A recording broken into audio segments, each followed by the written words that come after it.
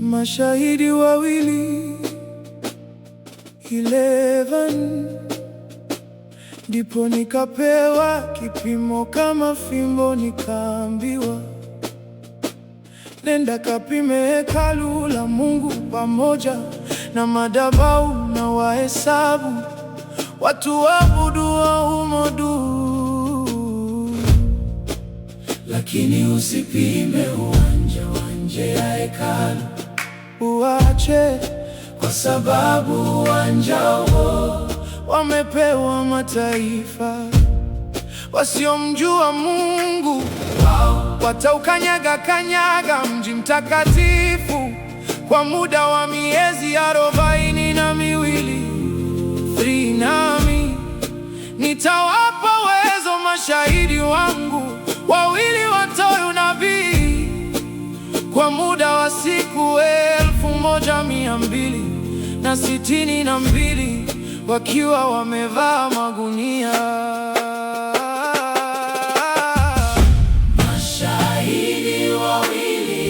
Mashahidi wawili wakiwa mbele za Bwana. Mashahidi wawili wakiwa mbele za Bwana.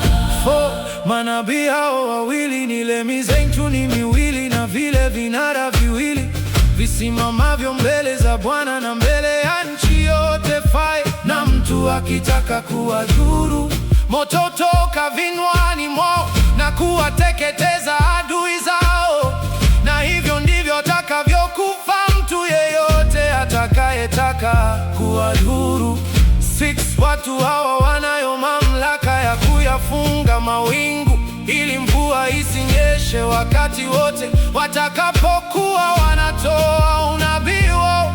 Watakuwa na mamlaka juu ya maji, kuyageuza kuwa damu na kuleta maafa ya kila aina ulimwenguni kama wapendavyo. Mashahidi wawili wakiwa mbele za Bwana.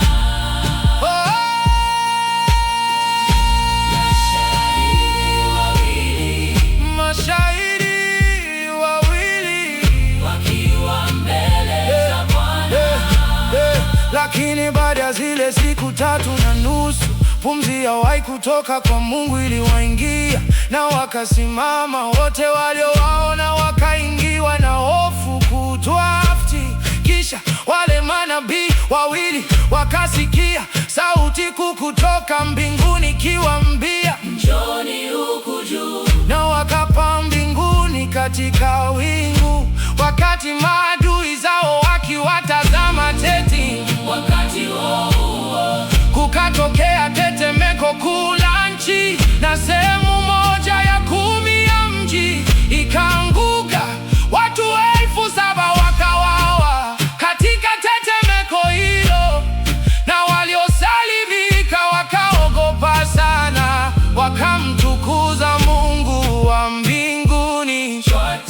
maafa ya pili Yamekwisha kupita, lakini maafa ya tatu yanakuja upesi.